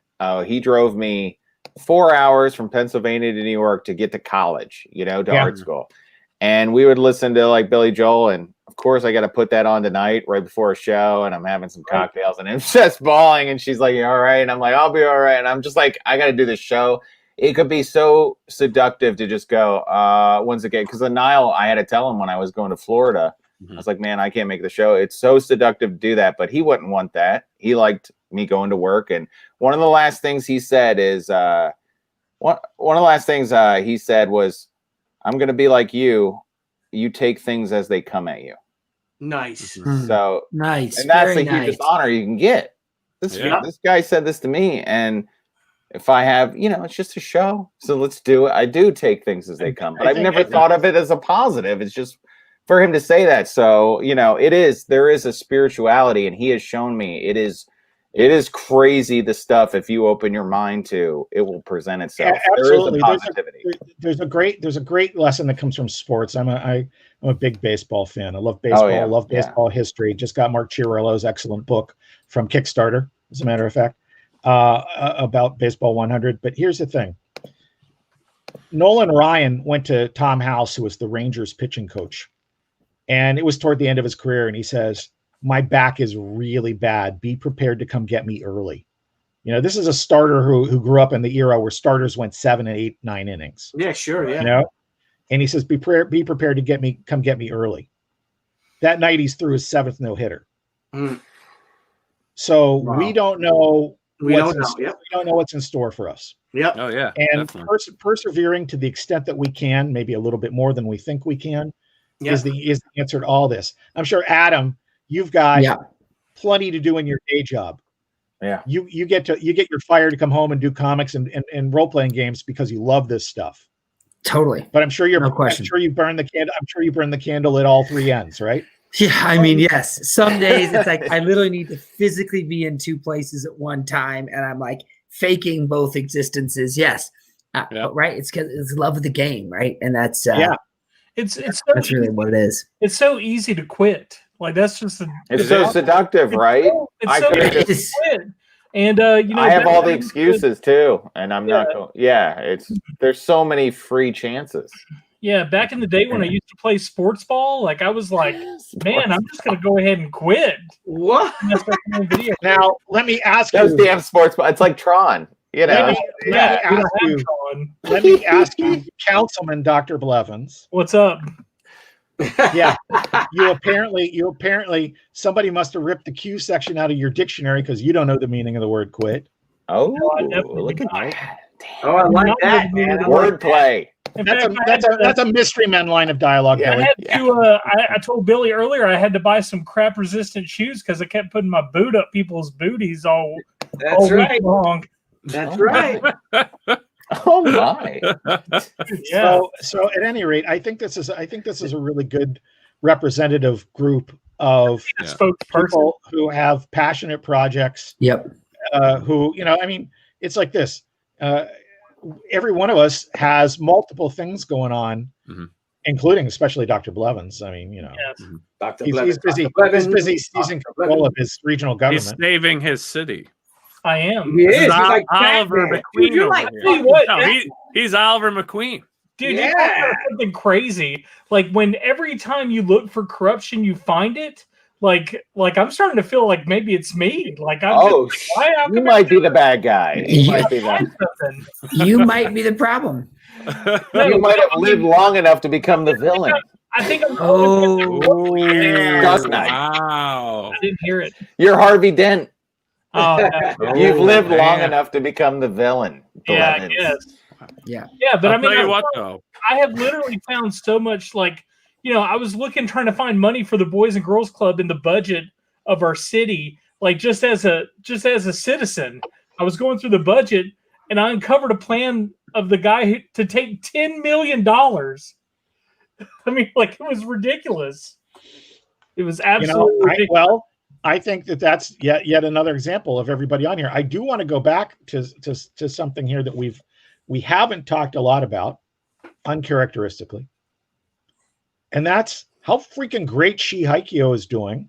Whoo! Yeah, and honestly, it is. I can say this as a She fan since issue 1, and as a frequent writer or co-writer. And now as editor, I've got to say this book is the Godfather 2 of She Comics. Oh, wow.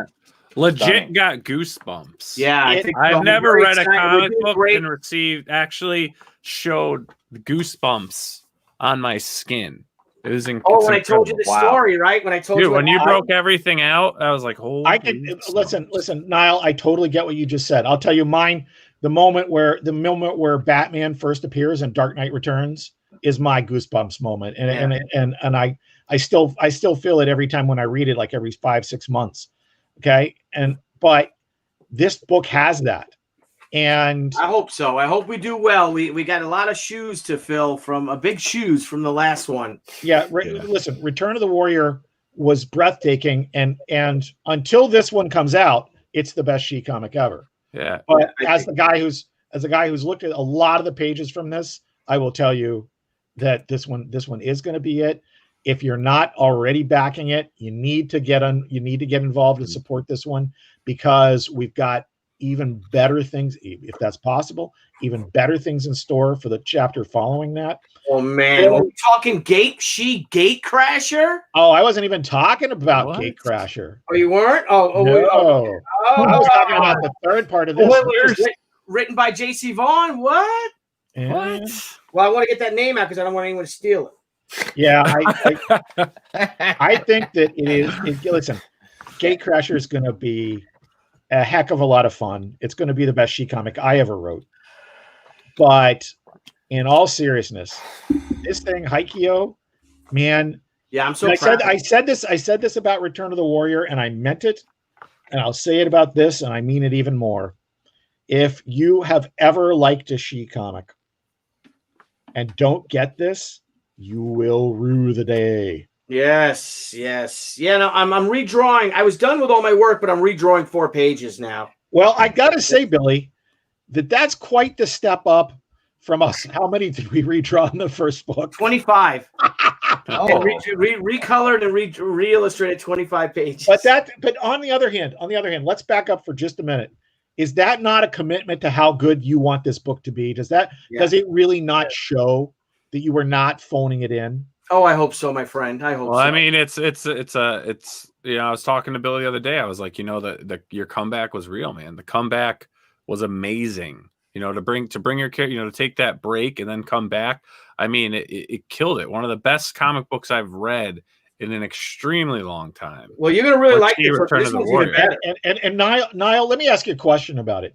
When you were reading it, it took a little bit of time to read it, right? You felt like there's really some meat there, right? Well, oh my God. Like you literally I love comic books. Don't get me wrong. I really love the creative process of comic books. That's where I geek out, the process of creating characters and designing and all that stuff and putting everything together. But I'll tell you, man, there's few comics that I've read where I was actually like I lost myself. And I'm not saying this because, Billy's my best buddy here, but legitimately lost myself for like a good 20 minutes and just really dove into the world of She and being brought back in. And I literally was at points where I was like, oh no, like I actually felt like those emotions you get when you're watching a film and you really get engaged in it.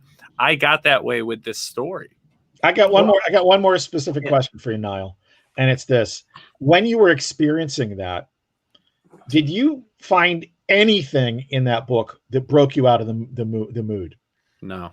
See, man, I think Steve Paris and Billy, and that's why it was so freaking easy to edit. All I was there for was mood. Jason Old Cap Odom is a better proofreader than I am, and that's fine. That's not my talent. My talent's story. Yeah. Okay. And he caught the same stuff I did, plus a handful of more things.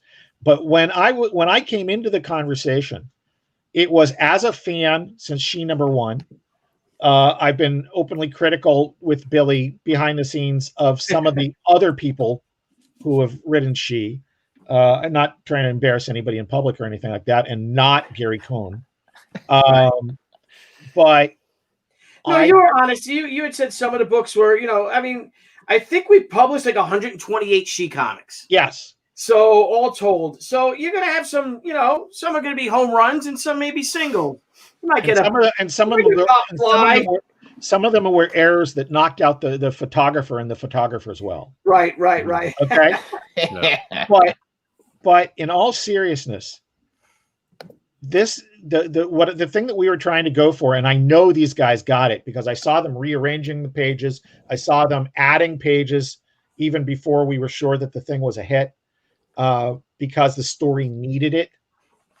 And we were all concerned about the balance of action and story. There's a lot of dense pages in there, and I don't mean bad dense. I mean that you really have to stop and read.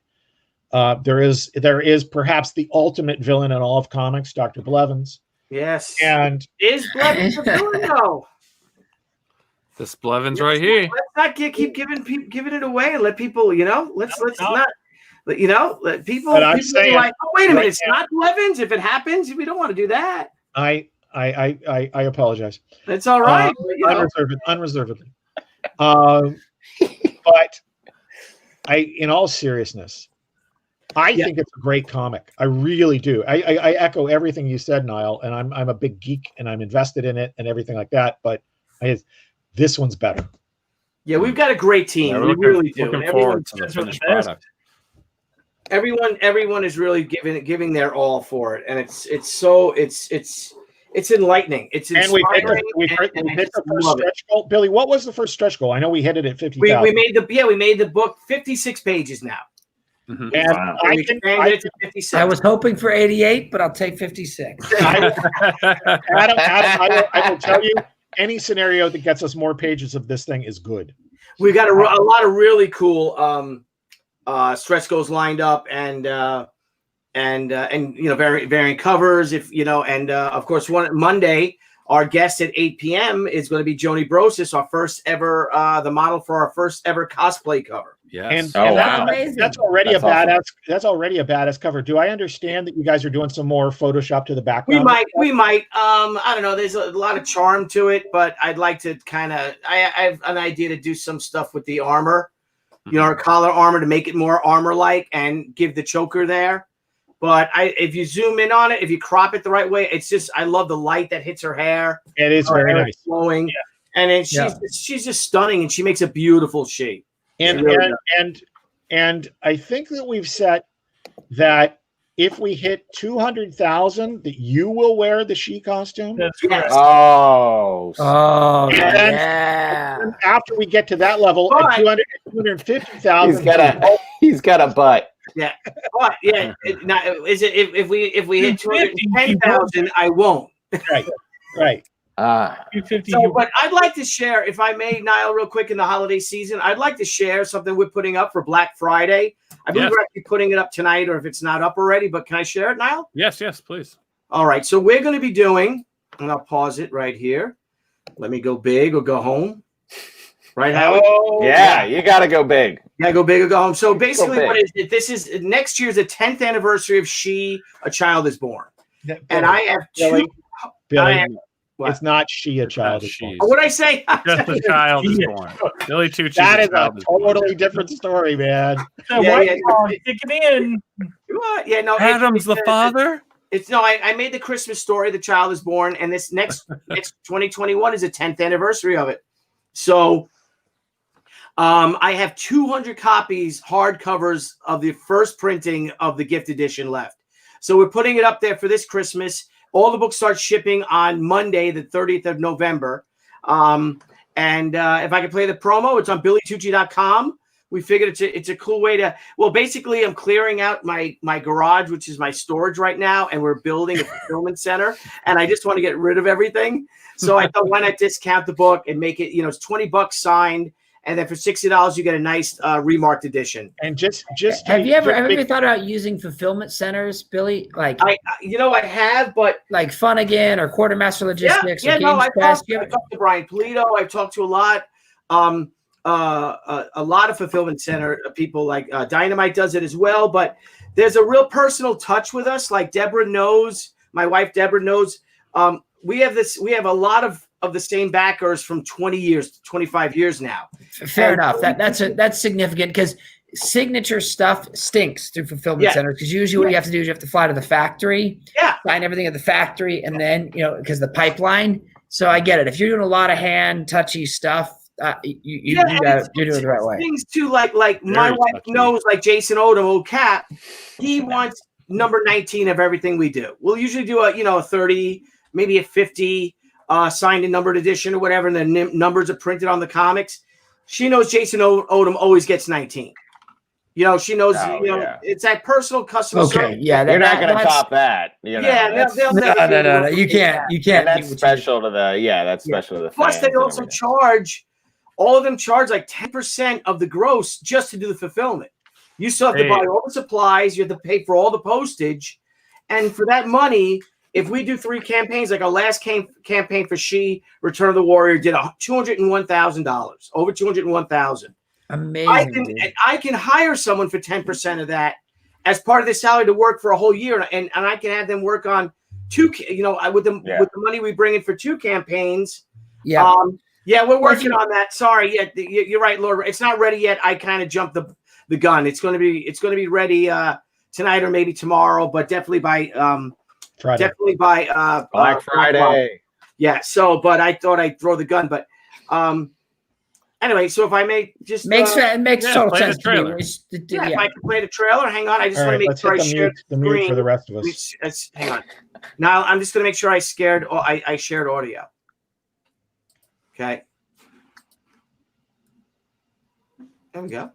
Elroy. All right, here we go. Is it okay? So, tally ho, here we go. Oh, I gotta hit it over here. Sorry, that's my other company, Apostle Arts.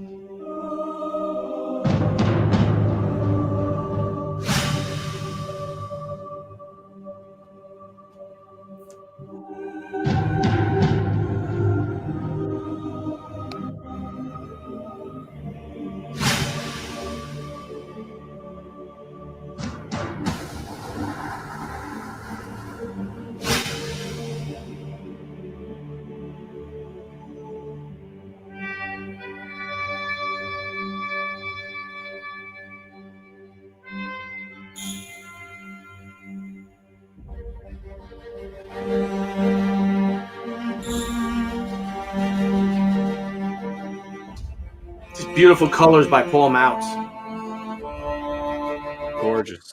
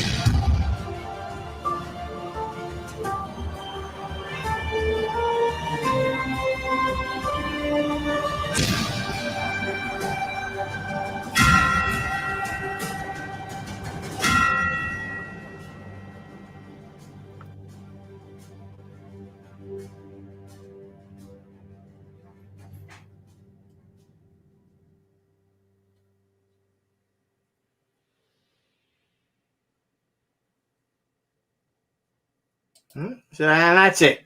So I loved making that book. I loved making that comic book, man. I really did. It's beautiful. It's gorgeous. It's beautiful. Yeah, I always wanted to tell the Christmas story. Mm-hmm. I got to say, I was telling Billy about this That's great, a man. couple nights ago, that Billy called me a couple nights ago, and I said, "Oh, I couldn't take your call because I was talking to my mom." Wow. And she was talking about your comic. Nice. And my mom has read 2 comics ever, Enemy Ace War Idol, which she admitted was good, and A Child Is Born, which she literally called me because she wanted to make sure I was okay with her giving it to neighbor kids. So, who's got a dog? Who's got that dog? Oh, that's me. I was like, is that in my brain? Yeah. Well, hey guys, I really appreciate you guys hanging out tonight. Hey. Big Wednesday, Thanksgiving Eve. What do you guys got planned for tomorrow? Hey, well, I want to say something before we go. Like tomorrow is Thanksgiving, and I personally have a ton of things to give thanks for, and I have to say that POPXP, Billy, Niall, Frank Amazing, Frozen Bald Guy, JC over here, even Michael Soloff, Steve Peros, my best friend in the whole wide world, Jimmy Palmiotti.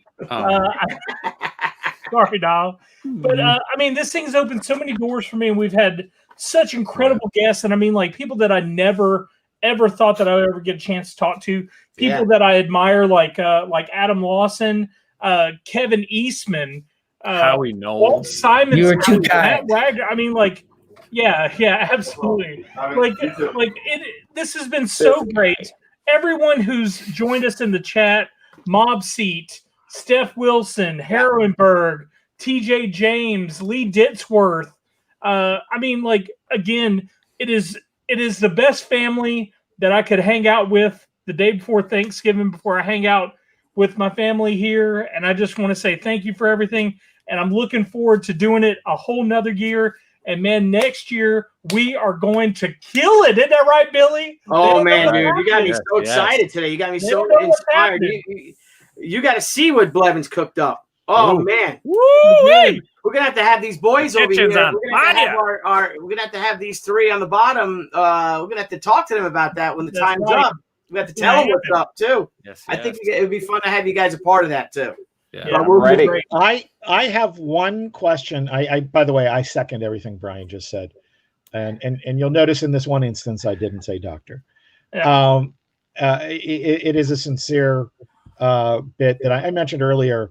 It's not a full substitute for the camaraderie of being together at conventions or in a comic shop or something like that, but it's what we have right now, and it is genuinely, if we're going to count our blessings when we say thanks. It is a blessing, and I really appreciate it. Brian, I actually have one question. Since how you became a doctor was choosing that level to appear in a crowdfunded capacity. Yeah. Does that appeal to you in general, or was that because that was Billy? Because I'm thinking about offering that in my novel, and there's actually 3 or 4 different places I could do it that would be easy for me to correct before we went to press. But I don't want to do it if I'm just trying to force it in. So just tell me how you were thinking when you went for it. I think it definitely has to be the subject matter. Like I've never like shied away from letting people know, like I've been a She fan ever since day one. You know, I've tried to reach out to Billy. I've been wanting to work with him for a decade, you know, and we finally got together this time and it stuck.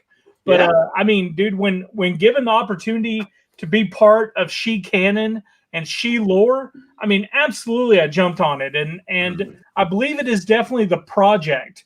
Like, for example, you wrote some amazing stuff like Stargate Atlantis. You know, you've done 24. I mean, if it was something like that, to where you had the rights to write, and you had this opportunity to offer a brand new character to canon or into the universe, like absolutely be appealing for everybody. It's all knowing the work, and that's what drew me to it. That makes sense. That makes sense. All right, I don't want to distract things for too long, Niall. So back to you. Yeah, I just wanted to thank you guys again for coming on. We want to wish everyone a happy Thanksgiving. Dr. Blevins said it best. We really appreciate everyone. We're so thankful for all of our fans, what we've done, where we've come in almost 2 years of now doing this. I forgot to mention Ethan Van Sciver and Doug TenNapel as well. 2 people that, like, again, Doug TenNapel, Earthworm Jim was a huge part of my childhood. Mandy's been on our show. Yeah, she's great. And Jennifer and I tried to get everybody, but I know there's too many. Doing all off the cuff. Art, Adam, everyone. I mean, there's so many great supporters of our show, big and small, that've been around, that really have helped us and encouraged us and keeps us doing what we're doing. And we really appreciate the fans out there. Out to you. And please, I'm all your hard work. This was one of the funniest friggin' shows we ever did. It was fun. You guys had me great and crying. I just, it was very special. It was great to hang out with you guys. Literally, Mike Curtis lives in that. I mean, I could go to his house right now if I wanted. I feel some kismet, like JC said. There's something magical in the air, and it was like, it's just some things you're meant to do, and it's a way to continue on this, and like, it's very special, and just like, it's just. Hopefully I can keep that honor going. It's just something I'm very passionate about, is this Dick Tracy world, and let's continue it. It'd be great. Let's do it. Yeah, man. Yeah, for sure. I feel like I was meant to do it, so let's do it. Yeah. Keep the dream alive. Absolutely. Yes. Big thanks as well to backers, to this team, to Niall, who took me out of my first campaign, and St. George, that sexy bastard. Adam, you're awesome, man. Anytime, man. And both you guys, if you guys would like to come on as guest hosts, let them finish. Oh, I'm sorry. Yeah, and you two in that boat, Billy, because Niall and Billy, you took me in when I was like first pedaling the 8th, and I was like, hey, please somebody let me be on their stream. So much appreciated you guys for taking that risk. Much appreciated. A risk, man. You're freaking I killing apologize. it. You're crushing it. You're awesome, Adam. You're awesome. And you know what? And Howie, what you're doing is what is amazing is that your passion for Tracy that that you put out there and your enthusiasm about it, because we all have to remember, we're all here because we got here by standing on the shoulders of giants. Oh yeah, and unfortunately, far too many times in really recent years, you see too many new comic creators pissing on their heads. Yep. And that's what I don't want to happen. I don't want to see a revamp that tries to mock what Chester Gould did. And you have to honor it because it's sacred to me. And I can feel it coming because I've seen a lot of revamps, and I don't want, if I can do anything about it, it is about protecting this and honoring what he stands for and what the character stands for and keeping like a passion alive. And I see exactly that, Billy, 100%. And that's when you get the best work, man. That's when you get the best stuff. There you go. There you go. All right, everyone, have a happy, safe Thanksgiving. We will see you all next week. I'll start getting the promos out in the next couple of days. Good luck with everything, everyone. Please check out Kill Journal on Indiegogo, Asunder on Kickstarter. Follow Howie Noel on Instagram with the Dick Tracy's Rogues Gallery. Get out there with McCandless and make sure we get that backed and fulfilled to the goal level for Mr. Tex JC Vaughn. And good luck, OB. You'll hit that goal. You'll hit that goal. Yes. You'll hit it. All right, everyone. Thank you so much. Have a great night. And we will see you all next week with some new episodes of POPXP. Happy Thanksgiving, everybody. Happy Thanksgiving. Soldiers tomorrow. March of the Wooden Soldiers, King Kong, Son of Kong, and Mighty Joe Young. And pack that turkey with some stuff in. Get some stuff in. Drink the wine. Drink the scotch. Get some gravy. Get some rum. Do the Cabbage Patch. There you go. All right, everyone, have a great night. Take care. Hey, everyone. Thank you for joining us on POPXP. If you haven't already, make sure to click that subscribe button. And also click the bell for notifications when we go live and we upload some awesome new content. Also, don't forget to head on over to Twitter and follow us at the POPXP and over on Instagram at the POPXP. Thanks again, everyone, and we'll see you soon.